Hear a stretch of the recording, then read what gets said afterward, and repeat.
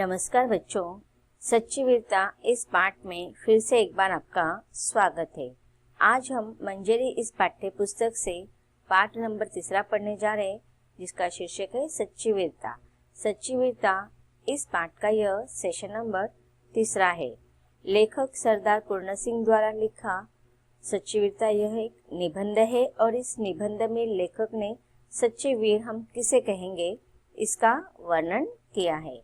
तो बच्चों, चलिए हम अब पाठ के परिच्छेदों की तरफ जाते हैं और लेखक के द्वारा सच्चे वीर हम किसे कहेंगे ये समझते हैं।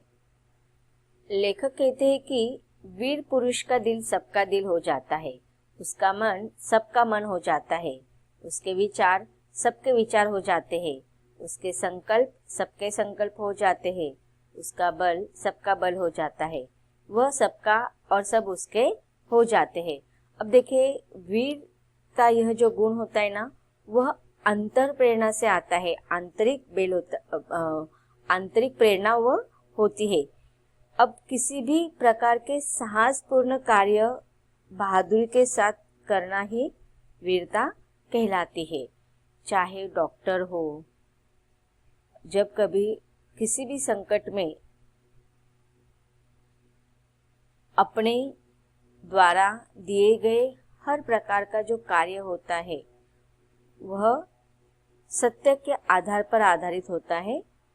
ऐसे बहुत सारे लोग होते हैं जो किसी न किसी कार्य से लोगों के मन पर छा जाते हैं और इस प्रकार वह वीर पुरुष जो होता है उसका जीवन मर्यादित न रहकर वह अमर्यादित हो जाता है। उसका अब कोई भी व्यक्ति सिर्फ अपने बारे में नहीं सोचता है, अपने हित के बारे में नहीं सोचता, बल्कि सारे समाज के हित के बारे में, पूरे मानव हित के बारे में, लोक हित के बारे में सोचता है। तब उसका जो दिल होता है, उसका जो मन होता है, उसके जो विचार होते हैं, उसके जो ध्येय होते हैं, उसके जो स्वप्न होते हैं, उसके जो संकल्प होते हैं, वो खुद के नहीं होते बल्कि सबके होते हैं। तो जहाँ पर सब यह शब्द आता है, वो सबके बारे में जो भी कोई सोचता है और अपने कार्य साहसपूर्ण कोई भी कार्य करता है और जब वो बहादुरी के साथ करते हैं, तब उस कार्य करने वाले व्यक्ति को भी हम वीर पुरुष कह सकते हैं। वीरों को बनाने के कारखाने कायम नहीं हो सकते। बिल्कुल ही सही बात यहाँ पर लेखक ने कहा है और इस बात से हम सहमत है। कारखाने में निर्जीव वस्तुएं बनाए जाते हैं, लेकिन मनुष्य जो होता है वह सजीव होता है और उसके अंतर जो भावनाएं होती है, जो प्रेरणाएं होती है, वह हम बनाए कारखानों में जिस प्रकार से निर्जीव वस्तु बनाए जाते हैं, हम जिसको जैसे बनाना है वैसा आकार देते हैं, उस प्रकार हम मनुष्य को नहीं दे सकते हैं। मनुष्य कोई कारखाने में बनाने वाला निर्जीव वस्तु नहीं है जो जैसे चाहे उसको आकार नहीं दे सकते। वह आंतरिक प्रेरणा होती है। वीरों को बनाने के कोई कारखाने नहीं बन सकते हैं। वे तो देवदार के वृक्षों की तरह जीवन के अरण्य में खुद ब खुद पैदा होते हैं और बिना किसी के पानी दिए, बिना किसी के दूध पिलाए, बिना किसी के हाथ लगाए तैयार होते हैं और दुनिया के मैदान में अचानक ही सामने आकर वे खड़े हो जाते हैं। अब देखिए, अब यहाँ पर लेखक कहना चाहते हैं कि जिस प्रकार से जंगल में, अरण्य का अर्थ क्या होता है कि जंगल में जो देवदार वृक्ष होते हैं बहुत ही ऐसे हम कह सकते हैं कि देवदार वृक्ष जो होते हैं उनकी महत्ता बहुत ही होती है, उनका महत्व बहुत ही होता है। तो ये जो देवदार वृक्ष होते हैं वह अपने आप अपना अस्तित्व निर्माण करते हैं, खुद ब खुद वह निर्माण होते हैं। उसे किसी की, अब इन वृक्षों को जिस प्रकार से हम देखते हैं, गुलाब के फूल होते हैं, बगीचे में जो भी फूल होते हैं या बगीचे में जो भी पौधे होते हैं, उनको माली सिंचता है, दिन रात उनकी सेवा करता है, तब वह उनका सुगंध फैलाने के युक्त तो हो जाते हैं। लेकिन देवदार जो वृक्ष होते हैं अपना महत्व, वो अपना अस्तित्व खुद बनाते हैं। वे किसी के ऊपर डिपेंड नहीं होते, वह परावलंबी नहीं होते, स्वावलंबी होते हैं। बिना किसी पानी के, बिना किसी दूध पिलाए या बिना किसी के सहारे वह अपना अस्तित्व निर्माण करते हैं। तो यहाँ पर लेखक ने सच्ची वीरता को देवदार वृक्षों की महत्ता के समान बताया है। तो ये सच्चे वीर भी जो होते हैं वह कारखाने में जो निर्जीव वस्तु बनाए जाते हैं उसी प्रकार से वह नहीं निर्मित होते हैं। वह अपना अस्तित्व खुद बनाते हैं, अपने बलबूते पर, अपने क्रियाशीलता पर, अपने कर्तृत्व पर, वह अपने परिश्रम पर अपने अस्तित्व की निर्मित करते हैं और खुद ब खुद सारे संसार में छा जाते हैं। तो यहाँ लेखक हमें वही बात समझाने की कोशिश करे कि सच्चे वीरता जो होते हैं वह अपने आप अपने कार्यों के द्वारा बन जाते हैं। हर बार दिखावा और नाम के लिए छाती ठोककर आगे बढ़ना और फिर पीछे हटना पहले दर्जे की बुजदिली है। अब देखिए बहुत सारे अब हम देखते हैं कि समाज सुधारक आज के युग के, पहले युग के नहीं बात करें हम, पहले युग के लोगों की तुलना हम आज के लोगों से नहीं कर सकते हैं। अब बहुत सारे लोग ऐसे होते हैं जैसे कि मतदान आता है, वोटिंग आता है, तो वो सारे लोगों को जाकर बताते हैं कि हम आपके लिए ऐसा करेंगे वैसा करेंगे। जनता के मन पर वो इतना बढ़ावा देते हैं, लेकिन जब कार्य करने का समय आता है तो वह पीछे हट जाते हैं। तो ये उनके बुजदिली होती है। हर बार दिखावा और नाम के लिए छाती ठोककर आगे बढ़ना, और जब सच्चे वास्तव में उनके कार्य करने का समय आता है तो वह पीछे हटना, फिर पीछे हटना पहले दर्जे की बुजदिली होती है। वीर तो यह समझता है कि मनुष्य का जीवन जरा सी चीज है, वह सिर्फ एक बार के लिए काफी है। बंदूक में केवल एक गोली है, उसे एक बार ही प्रयोग किया जा सकता है। कि जिस प्रकार देखो वीर क्या कहते हैं कि हमारा जो जीवन होता है वह मनुष्य का जीवन एक ही बार मिलता है, और इस एक बार के जीवन में इस प्रकार से कार्य करते हैं वीर पुरुष कि वह अपने उस मनुष्य रूपी जो जीवन उसको मिला है उसका वास्तविक अर्थ समझकर वो लोगों के सेवा में लगा देते हैं। वीर तो यही समझता है कि मनुष्य का जीवन जरा सा चीज है, पता नहीं कब मृत्यु रूपी वह संकट उसके ऊपर आ जाए और उसका नश्वर जीवन समाप्त हो जाए।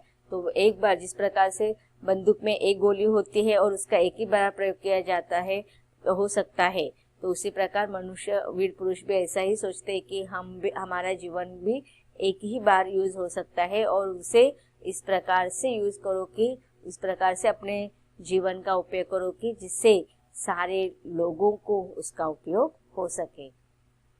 हाँ, कायर पुरुष इसको बड़ा ही कीमती और कभी न टूटने वाला हथियार समझते हो। कायर पुरुष जो होते हैं अपने जीवन को बहुत ही महत्व देते हैं। वो सिर्फ अपने बारे में सोचते हैं, अपने जीवन के खुशहाली के बारे में सोचते हुए दूसरों के खुशहाली के बारे में, दूसरों के सुख दुख के बारे में नहीं सोचते हैं। हाँ, कायर पुरुष इसको बड़ा ही कीमती और कभी न टूटने वाला हथियार समझते हैं। हर घड़ी आगे बढ़कर और यह दिखाकर कि हम बड़े हैं, वे फिर पीछे इसलिए हट जाते हैं कि उनका मनोबल जीवन किसी और अधिक बड़े काम के लिए बच जाए। अब देखिए जैसे कि आज हम देखते हैं कि हमारे जो राजनीति में पढ़ने वाले जो नेता लोग होते हैं, जैसे ही वोटिंग का समय आता है तो कुछ ना कुछ ऐसे अच्छे अच्छे कार्य करते हैं और जनता का मन खुश करने का प्रयास करते हैं कि चलो कि एक बार हम जीत जाएंगे तो फिर उसके बाद हमारा ही राज होगा और फिर हम हमारे कार्य को हमारे अनुसार करेंगे। लेकिन ये जो बड़े बड़े बात करने वाले जो नेता होते हैं या बड़े बड़े बात करने वाले जो लोग होते हैं, वास्तव में जब उनकी सहायता की जरूरत होती है सारे जनता को, प्रजा को, जब उनके सहारे की, उनके सच्ची में जब उनको कार्य करने की जरूरत होती है, तब वो क्या करते हैं, अपने कदम पीछे हटा लेते हैं। उनका मनोबल पीछे पड़ जाता है और बड़े बड़े काम करने के लिए बच जाते हैं। गरजने वाले बादल ऐसे ही चले जाते हैं, परंतु बरसने वाले बादल जरा सी देर में मूसलाधार वर्षा कर जाते हैं। तो अब यहाँ पर लेखक ने सच्चे वीर की तुलना बरसने वाले मूसलाधार वर्षा से करते हैं। अब देखें, गरजने वाले जो बादल होते हैं सिर्फ वो आवाज करते हैं, लेकिन वर्षा बारिश नहीं होती। लेकिन जो बरसने वाले बादल जो होते हैं जरा से थोड़े समय के लिए आते, लेकिन मूसलाधार बरसात के रूप में सारे संसार पर, विश्व पर छा जाते हैं। तो यहाँ पर लेखक ने यही कहा है कि बरसने वाले बादल अर्थात कृतिशूल कृति युक्त व्यक्ति कि वह कार्य करते हैं, सिर्फ बड़े बड़े बातें नहीं करते हैं। तो गरजने वाले बादल यहाँ पर जो बड़े बड़े से बातें करते हैं, मैं ऐसा करूँगा, मैं समाज में ऐसा परिवर्तन लाऊंगा, मैं अपने कुटुंब को महत्व नहीं दूंगा, मैं पहले जनता का हित सोचूंगा। इस प्रकार से सिर्फ गरजने वाले जो लोग होते हैं वह कभी बरसते नहीं है, अर्थात वह कभी कृति नहीं करते हैं, वह कभी कार्य नहीं करते हैं, संसार के हित के बारे में नहीं सोचते हैं, जनहित के बारे में नहीं सोचते हैं, लोक हित के बारे में नहीं सोचते हैं। तो ऐसे लोगों को लेखक ने गरजने वाले बादल कहे। लेकिन अपने जीवन के अंत तक वह सिर्फ कार्य करते रहते हैं, ऐसे जो सारे लोग हैं उनको लेखक ने बरसने वाले बादल कहा है। वीर पुरुष का शरीर कुदरत की समस्त ताकतों का भंडार है। कुदरत का यह केंद्र हिल नहीं सकता। सूर्य का चक्कर हिल जाए तो हिल जाए, परंतु वीर के दिल में जो दैवी केंद्र है वह अचल है। अब देखिए यहाँ पर लेखक ने कहा है कि जो वीर पुरुष के अंदर जो ताकत होती है वह अंतर प्रेरणा से होती है, वह नेचुरल होती है, उनके अंदर अपने आप जज्बा वह निर्माण होता है। वह अब जो जज्बा होता है घर, अब देखो हम कहते हैं कि परिवेश हमारे जीवन में बहुत ही महत्वपूर्ण रखता है। हमारे घर का, हमारे समाज, जिस समाज में हम रह रहे उसका वातावरण हमारे शरीर पर, हमारे मन पर होता है। और यह जो आंतरिक प्रेरणा जो होती है वह हमें अपने निसर्ग के माध्यम से मिलता है, कुदरत के माध्यम से दिया जाता है। वह जिस प्रकार से हम किसी को ऊपर से नहीं बोल सकते कि चलो आपको ये अभी वीर बनना है, लेकिन जब अब देखिए बहुत सारे जो वीर सैनिक होते हैं जो बॉर्डर पर जाकर युद्ध करते हैं, तो वह अपने अंदर वह जज्बा बचपन से ही लेकर जन होते हैं। उनके सपने होते हैं कि अपने देश पर जान गंवाने के, अपने देश पर कुछ ना कुछ, अपने मातृभूमि का कर्जा चुकाने की उनकी है जो अंत प्रेरणा होती है वह उनके जीवन में शुरुआत से ही होती है। वो कभी भी हम उसको जानबूझकर हम उसके ऊपर दबाव नहीं ला सकते हैं। कुदरत का यह केंद्र हिल नहीं सकता। जिस प्रकार से देखो यहाँ पर लेखक कह रहे कि सूर्य का चक्कर हिल जाए तो हिल जाए, परंतु वीर के दिल में जो देवी केंद्र है वह अचल है। अर्थात देखो सूर्य जो होता है वह परिक्रमण करता है अपने और ही वो परिक्रमा करता रहता है, परिभ्रमण भी करता है और परिक्रमा भी करता रहता है, लेकिन वह सिर्फ अपने पूरे अन्य ग्रहों के भी और भी वो फिर जाता है, लेकिन वह अपने आप के केंद्र के बीच में भी वह लगातार घूमता रहता है। लेकिन वह अपने केंद्र को छोड़कर अगर वह घूमने लगेगा तो यह असंभव बात है।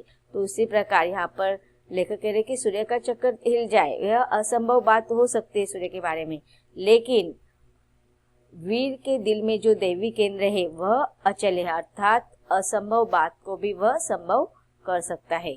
कुदरत की मतलब उसके अंदर जो जज्बा है वह उसके अंदर अपने जीवन को किस प्रकार से लोगों के जीवन के अंदर खुशहाली लाने के लिए जो जज्बा उसके अंदर है, वो जो कार्य है वह उसके एक बार उसने नीचे कर लिया है तो वह स्थिर है, अचल है, वह असंभव बात है, वो उसके अंदर के जज्बा को कभी नहीं मिटा पाएगा।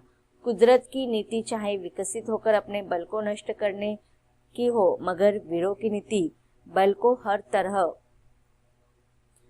तरह से इकट्ठा करने और बढ़ाने की होती है। वह वीर क्या जो टीन के बर्तन की तरह झट से गर्म और ठंडा हो जाता है।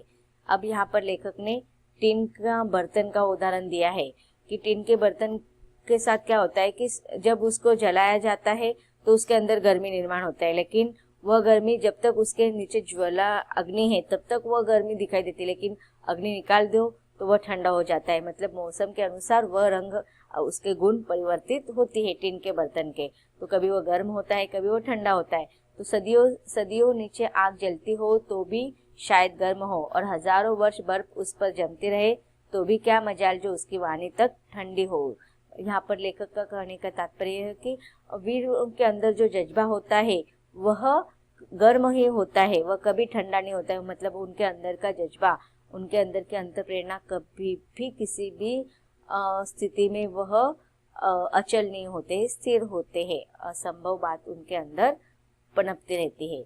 उसे खुद गर्म और सर्द होने से क्या मतलब, सत्य की सदा जीत होती है। यह भी वीरता का एक चिन्ह है। विजय वही होती है जहाँ पवित्रता और प्रेम है। दुनिया धर्म और अटल आध्यात्मिक नियमों पर खड़ी है। जो अपने आप को उन नियमों के साथ अभिन्न करके रहता है, उसी की विजय होती है। तो यहाँ पर लेखक हमें यही बात कहने की समझाने की कोशिश कर रहे हैं कि हमें टीन के बर्तन का उदाहरण देकर लेखक समझाने की कोशिश करे कि जो सच्चे वीर होते हैं वो टीन के बर्तन के समान नहीं होते हैं कि क्षण में वो अपना गुण परिवर्तन, कभी गर्म होते तो कभी ठंड होते हैं। तो इस प्रकार का व्यवहार सच्चे वीरता के अंदर नहीं होते। लेखक आगे कहते हैं कि जब हम कभी वीरों का हाल सुनते हैं तब हमारे अंदर भी वीरता की लहरें उठते हैं और वीरता का रंग चढ़ जाता है, परंतु प्राय वह स्थिर चिरस्थायी नहीं होता। इसका कारण यही है कि हम सबको केवल दिखाने के लिए वीर बनना चाहते हैं। जैसे कि देखो, जैसे 26 जनवरी आती है, 15 अगस्त आते हैं, तो हम वो गीत सुनते हैं और उस थोड़े समय के लिए, एक दिन के लिए हमारे अंदर देश प्रेम जागृत हो जाता है, लेकिन दूसरे दिन हम वो जज्बा हमारे अंदर से निकल जाता है। तो वो टीन के बर्तन के जैसा व्यवहार होता है। तो हमें टीन के बर्तन का स्वभाव छोड़कर अपने जीवन के केंद्र में निवास करो और सच्चाई की चट्टान पर दृढ़ता से खड़े हो जाओ। बाहर की सतह को छोड़कर जीवन के तहों में घुसो, तब ये नए रंग खिलेंगे। तो इस प्रकार यहाँ पर लेखक ने हमें सच्ची वीरता के गुण को दर्शाया है। तो बच्चों, इस प्रकार इस पाठ के इस सेशन में हमने देखा सच्चे वीरता, इस पाठ के सेशन में हमने देखा कि सच्चे वीर जो जज्बा होता है वह कारखानों में निर्मित नहीं होता है, वह आंतरिक प्रेरणा अपने आप आ जाती है। तो यह पाठ यहाँ पर हमें, इस पाठ से लेखक ने हमें यही समझाने की कोशिश की है कि हमें जो सच्ची वीरता जो है वह हम किसी भी प्रकार से उचित कार्य से, जो जनहित के लिए उचित होगा, एक नया बदलाव हम जो सबके लिए अच्छा होगा, उस कार्य के द्वारा भी हम सच्चे वीर कह सकते हैं। यह पाठ यहीं पर खत्म होता है। धन्यवाद।